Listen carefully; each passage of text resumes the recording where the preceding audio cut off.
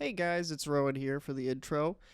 We're doing it a little different. I'm hoping to have one of these intros on every single episode. It'll just be me. I'm recording it after the fact, so Highland will most likely not be in most intros. I want to give you guys context of what we're talking about in this specific episode. We are referencing Highland's book quite a lot. You will hear us mention something called The Question, which is a chapter in his specific book. Again, the book is called Swimming Backwards, Upside Down. In this episode, we're going to be beginning with some of the first chapters in the book, and it'll be kind of my commentary on my interpretation of it, and then Highland's response into what he thinks about that. Thank you again for anyone that's listening. Don't forget, you could email us and ask us anything or kind of give your own comments. We've gotten a few emails that will be coming up in future episodes, so we're very excited about that. Again, the email is nopeopepod@gmail.com. So that is nopeopepod@gmail.com. Feel free to email us. Thank you so much for listening, and feel free to enjoy the show.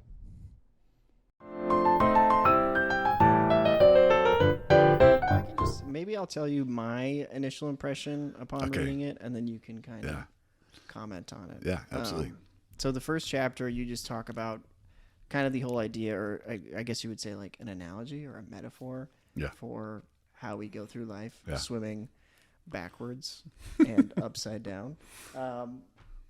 It's funny because I actually swam in high school. I just kind of like, I swam all 4 years and whatnot. And was very big in my life. So when I initially read it, I was like, well, one, I do understand how difficult it is to swim, but also like the idea of being thrown into life being just like a sea of like, where do you go? Where do you end up? And just kind of trying to figure it out on your own, which I always thought was an initial interesting kind of attention grabber for getting you interested in the book. No, I think, I mean, almost everybody that I told the title to, they just shook their head and I was like, oh God, Highland, why do you always have to be so weird? I don't know exactly why I chose swimming. Like it could have been any metaphor really, and swimming doesn't have any particular real significance to me. Like I like to swim and swimming's a big part of like staying healthy and things like that. But yeah, I actually like opening up this book and reading the first sentence. I like it. Yeah, it's. When was the last time you read it? Oh God, probably once I mean, I had to read this thing probably 300 times, all the way through when we were doing the editing and things like that. And then once I hit that final, like submit and to publish it, because you have to go through the whole process, and I was so sick of this thing. Like I just wanted to, and I think once I got a hard copy, I read through it just to kind of see if there were any mistakes, anything like that. And there are a few mistakes, like printing wise and things like that. And it's like that stuff drives me, like that stuff makes me a little cringy. But probably So once I received these copies was probably the last time. So that was, and I think in July of 2014. Wow. Yeah.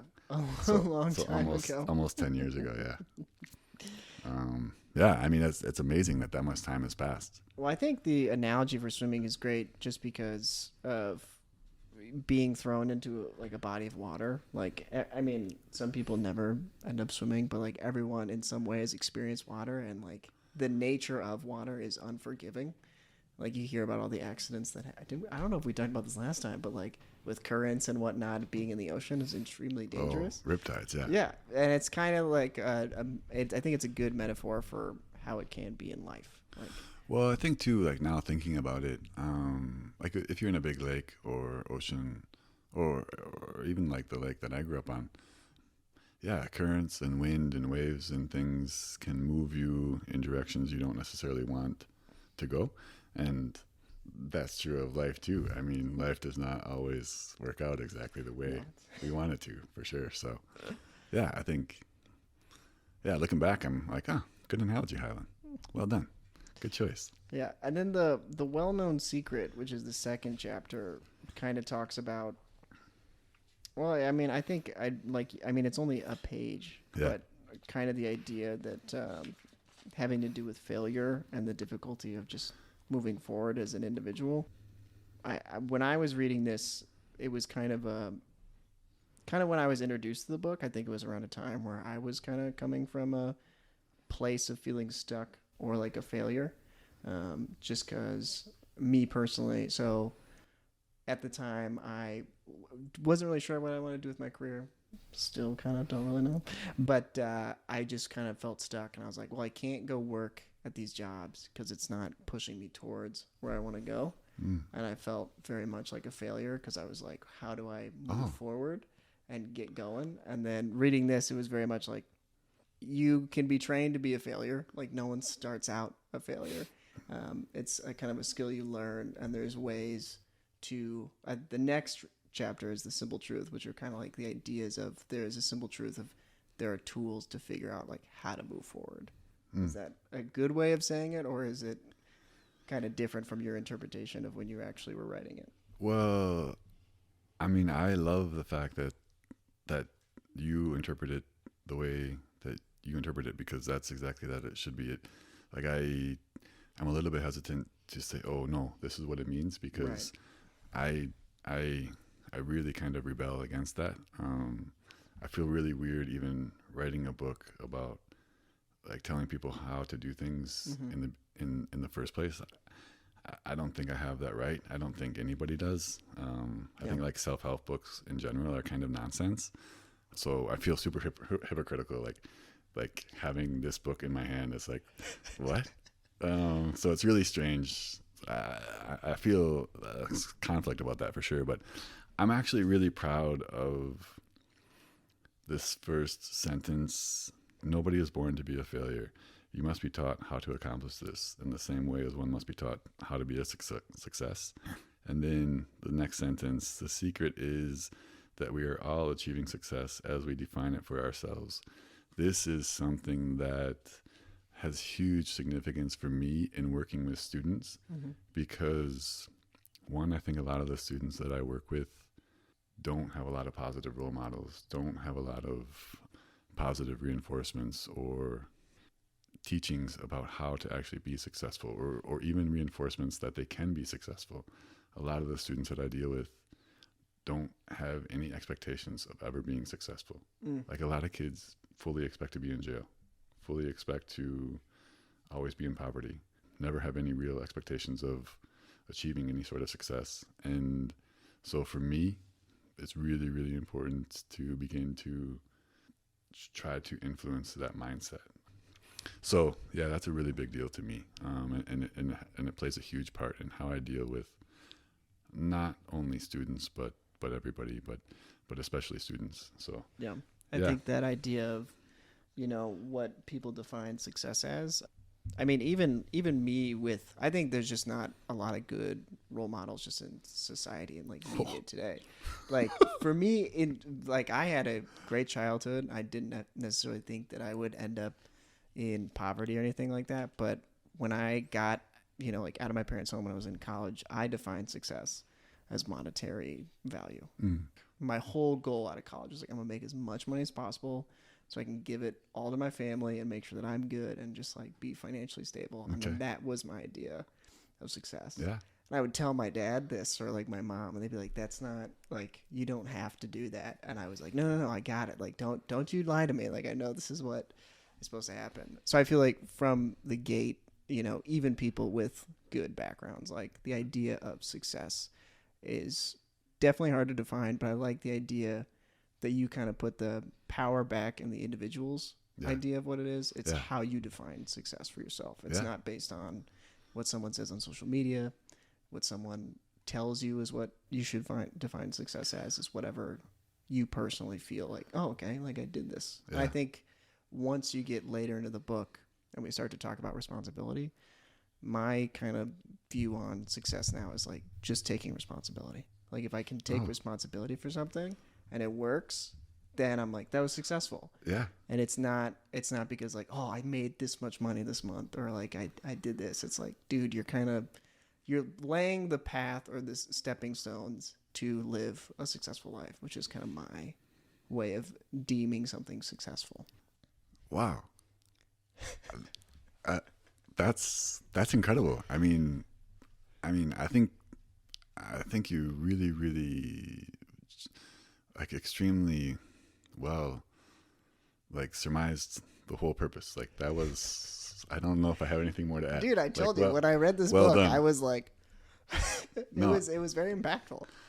I mean, yeah, I honestly, I don't have too much. Like, I think that's very well said. Yeah. I think one of the things, like, that's been very helpful for me is, like, I think in the video that I'll record later, like, almost being 50 years old, I realized that I have spent almost 50 years, like, being embarrassed and being ashamed and being very private with my life because I feel like I have not been successful, right? I don't drive the fancy car. I don't have the huge house.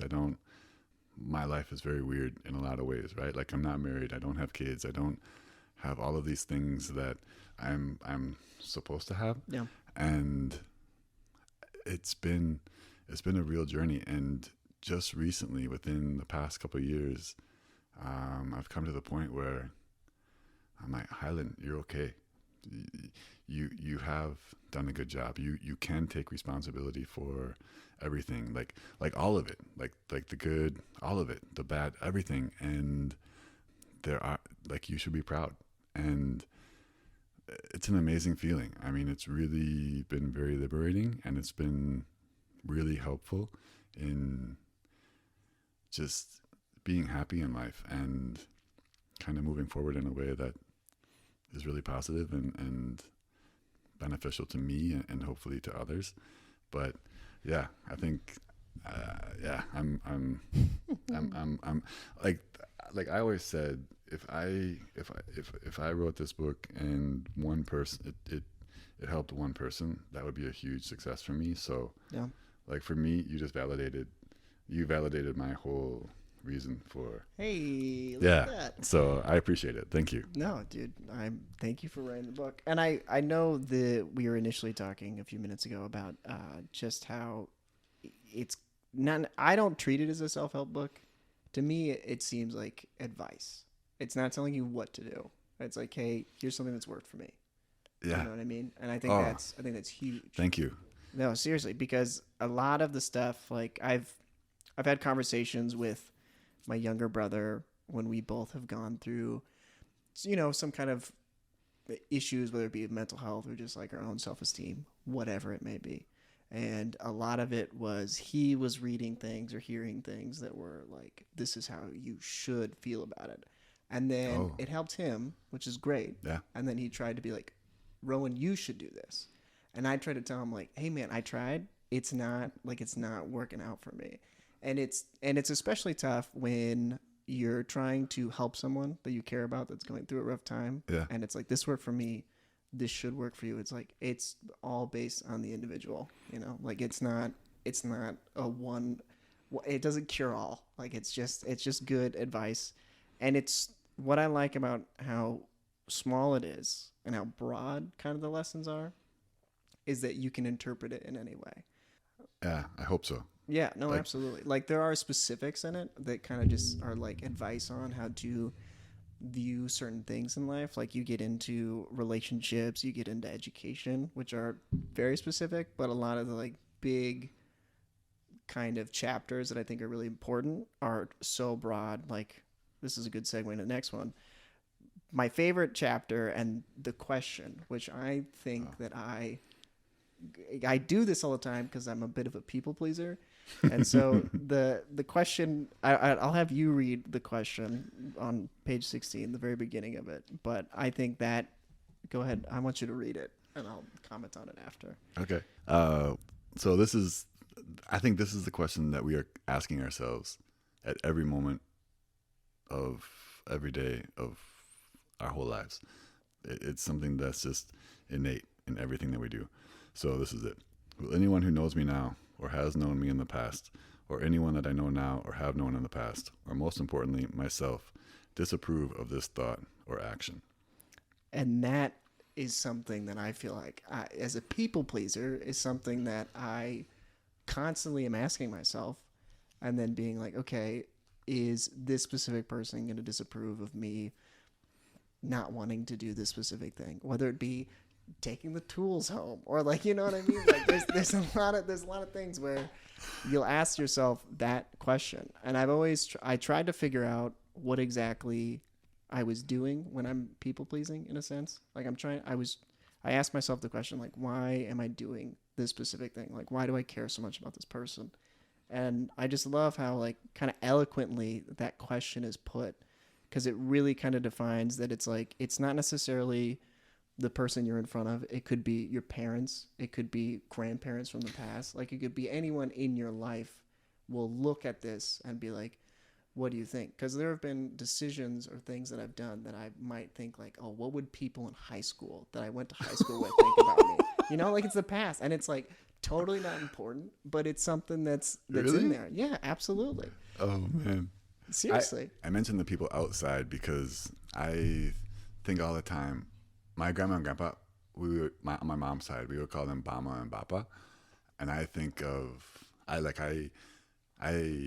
had a really good relationship with my grandma and grandpa. And I think of them often looking down and being like, Hyland, yeah, like, is this a good decision or a I bad disapprove decision? of that. Yeah. Like, you shouldn't be doing that.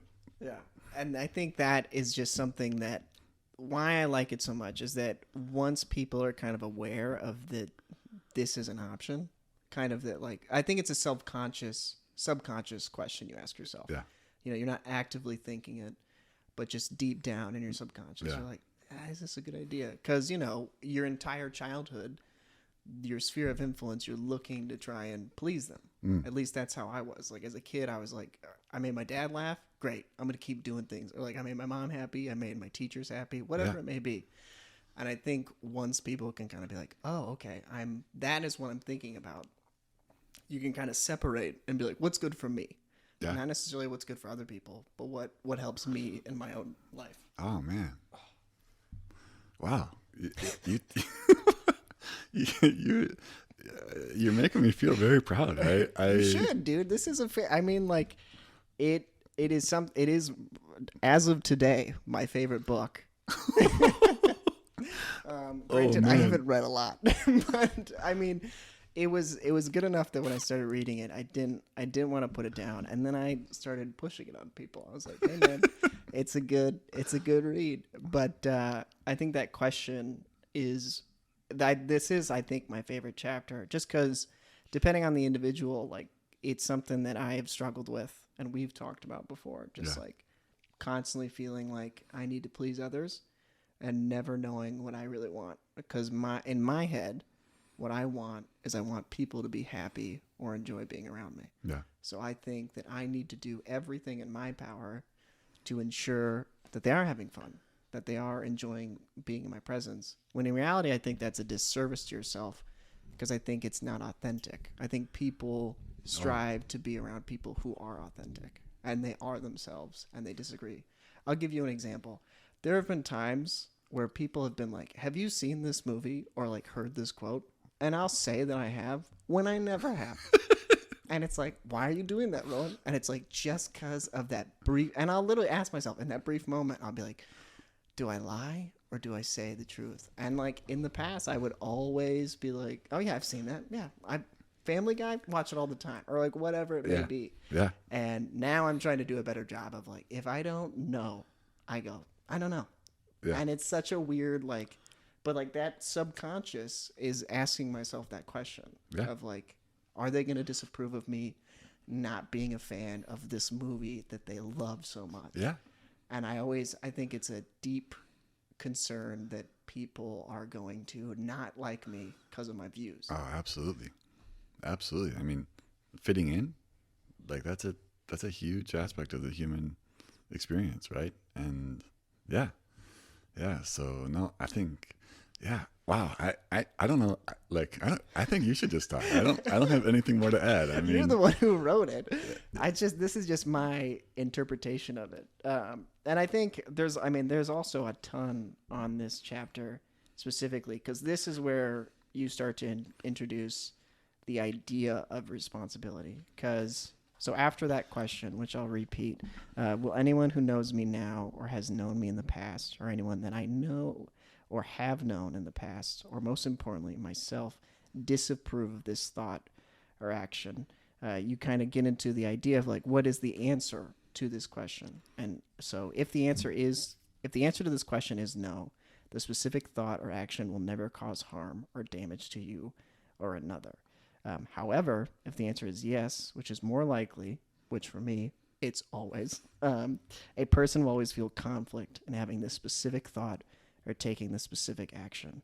And then you kind of get into conflict and what that means to an individual. But that conflict is something that I feel like it's something that people find very unattractive. It's that internal conflict, and it's how you create unauthentic people that kind of are fake. And I think so. I've had some situations where, someone will ask you if you want to go do this thing, right? They'll be like, "Hey, you want to go see this movie?" And I'll sit there and be like, "I don't know if I actually want to go see this movie," and I'd like at a standstill, and it's not like a quick answer, because for some people it's very easy. They're like, "Do you want to go see this?" The Mario movie. And some people are like, no, I'm not interested in animated movies. I could care less. But for me, I'm like, well, would they enjoy having me around? And me being around them, would it be fun? And it creates that conflict. And when I try to answer them, I kind of give them a wishy-washy answer. Yeah. And that makes people furious. Yeah. And it's this whole kind of, I don't know, the idea that if you ask yourself that question and if it's no, then you're fine. But if it's the answer to it is yes, conflict starts. And once there's conflict, it makes every decision moving forward even tougher, even with the friendship that you might have. I think it definitely impacts it in a negative way. Yeah. Yeah. I mean, I don't really like.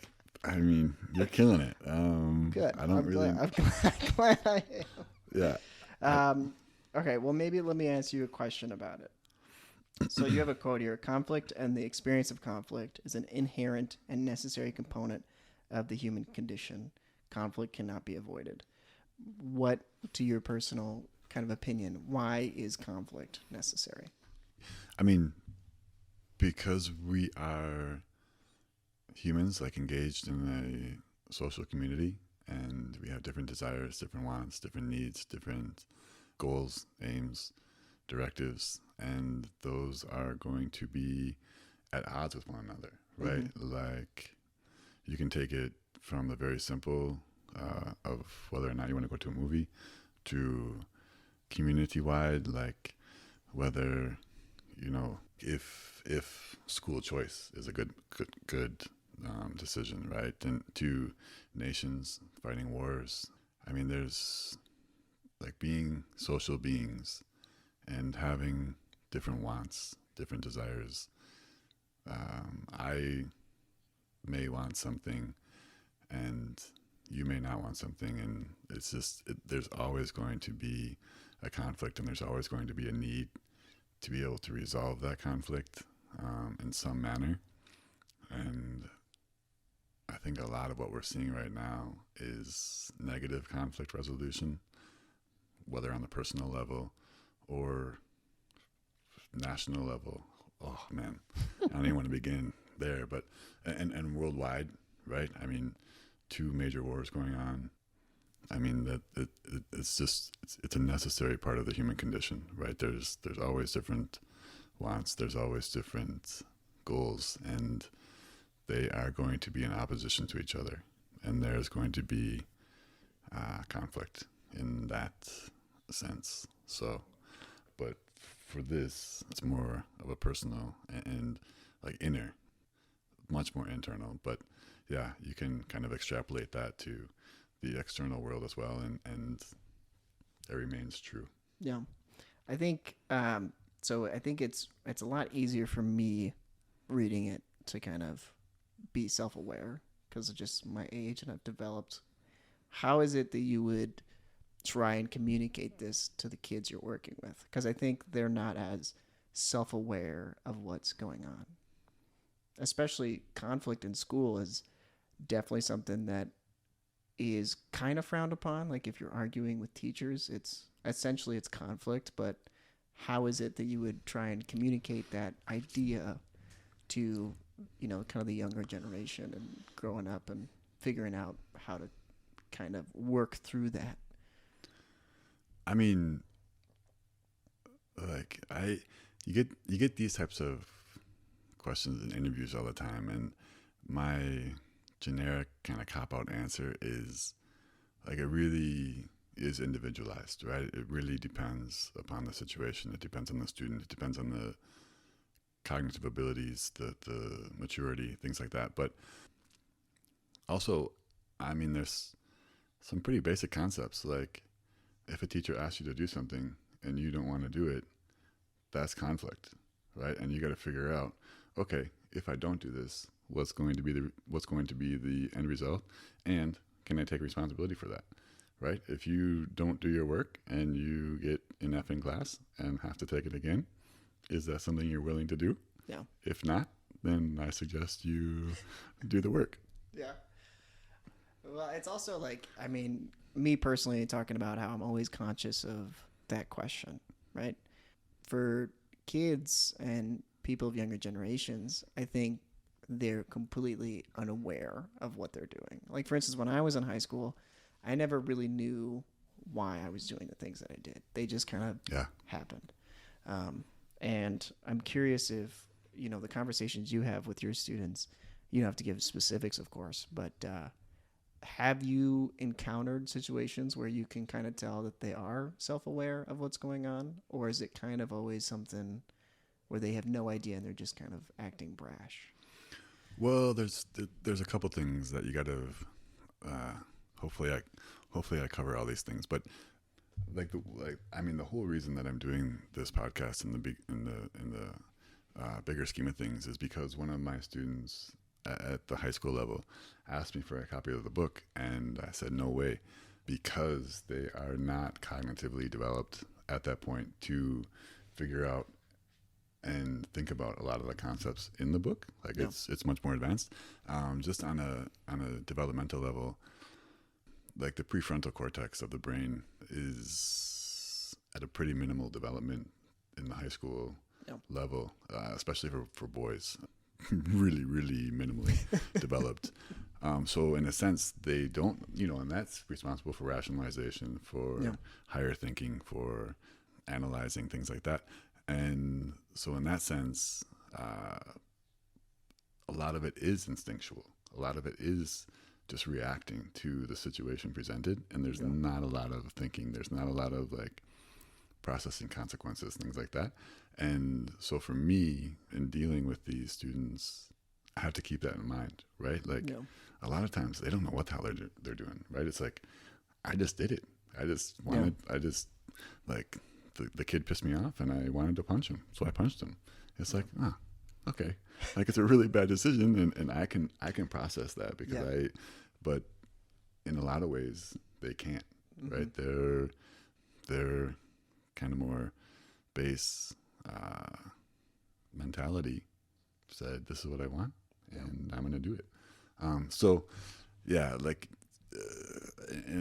a large sense, at the level that I work with students, they are not cognitively able to think things through the way that you and I, like even you being, in your 20s and me being much older than 20s, like we have the ability, but at that time, no matter who you are, you don't have the brain development yet. You don't have the ability to kind of think things through at that level yet.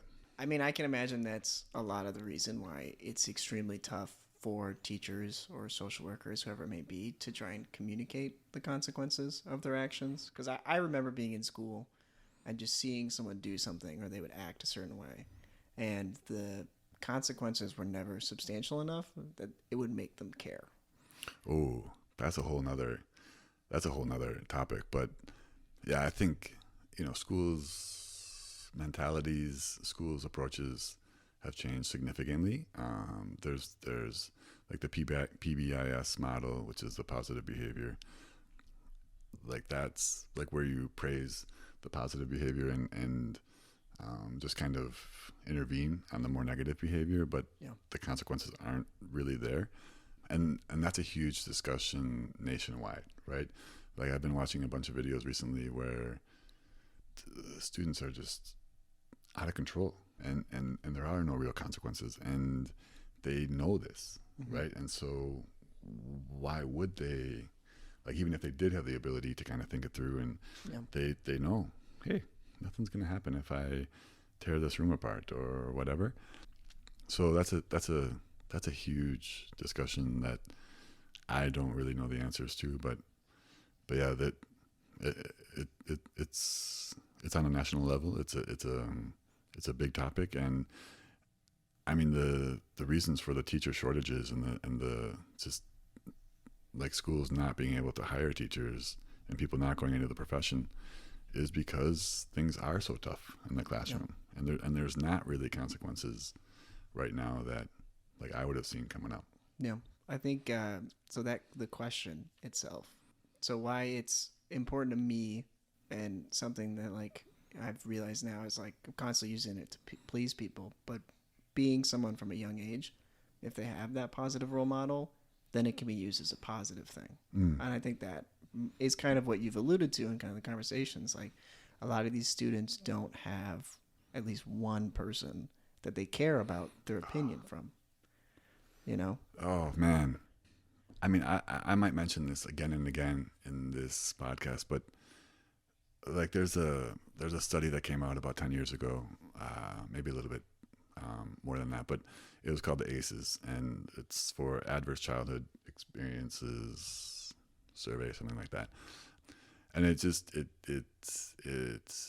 kind of revolutionized what we thought about kids and dealing with kids and kind of how we approach kids with trauma and how trauma manifests itself within the school environment specifically. And the number one thing that I remember from that research that will guide me for the rest of my life is all of the negative effects. I mean, so many of the kids that I deal with have really, really high ACEs scores, which just means like more and more trauma, right? Yep. The one thing that the best thing that can counteract that is to have one positive adult role model that actually cares about them, that they believe cares about them and recognizes them and wants to be in their lives and can be a positive influence. That's the number one intervention. And so for me, like I often tell my students, I tell like parents, I'm like, I'm pretty limited in what I can do. I can't really solve a lot of problems. Like what the kids are going through outside of the school, I have pretty limited influence.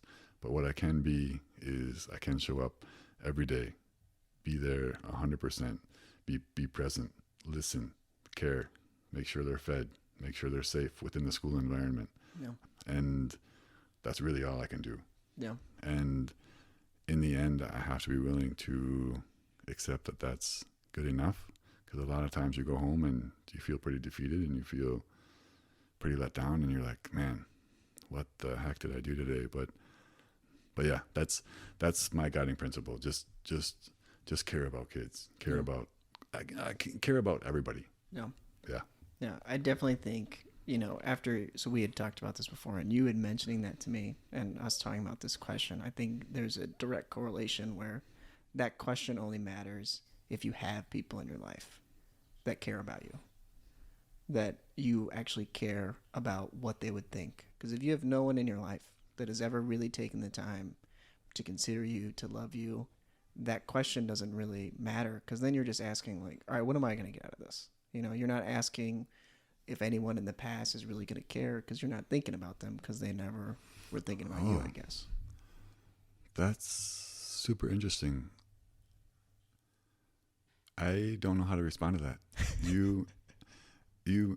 Yeah. I think this is a new chapter in the book for sure. No, you made me think.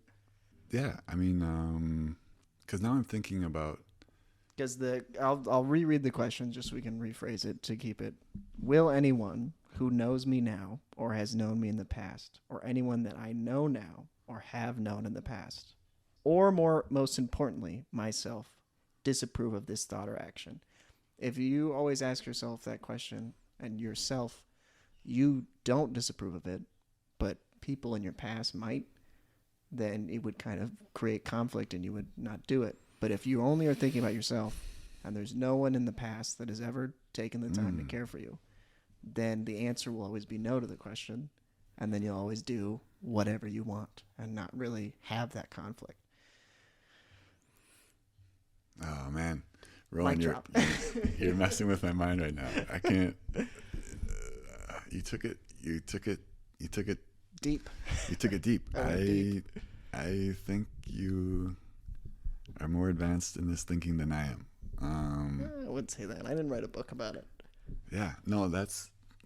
I don't have a response. That's okay. That's totally fine. That's too good. I'll have to think about that. Yeah. Well, I don't have a response. I hope it's good that as we kind of go through the book and we talk about your view of things, I make you question it. I think that's important. I'm questioning. Yeah, absolutely. I don't think in any way you're wrong, but I think that there are definitely things that could be added. I've been trying to think at our purpose for this is to really engage with people of my generation, the younger generation, to kind of like help them move forward in life, to live a happy, successful life. Yeah. And so I've been trying to like put myself in the shoes of kids, because I've been totally focused on myself. I'm 25. Everything about my life is now currently like, what do you want, Rowan? Which is great. And it's kind of different when you're at that age. You're not really thinking for yourself. And I think it's important as we kind of go through this, like, to kind of always go back to, hi, Lance.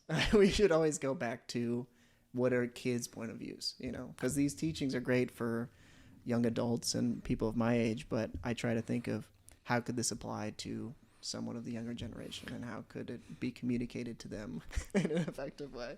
Excellent. No, I think that's interesting. No, yeah, I think that's the value of having the multiple different like kind of generations, is because I think too, like I think you have some really, really valuable opinions and insights, but also I tend to isolate myself, and so to have the different perspective is really helpful to me. Yeah. So yeah, like you just mess with my mind. Like I'm not able to figure out what you just said, and I'll need some time to think that through. But good. That's really we should next positive. Time we'll pick up from there, and we can kind of have your comment on it. But I think that's a good spot. Okay. To kind of end it. Yeah, so, absolutely. Great. Well, until the next one. All right.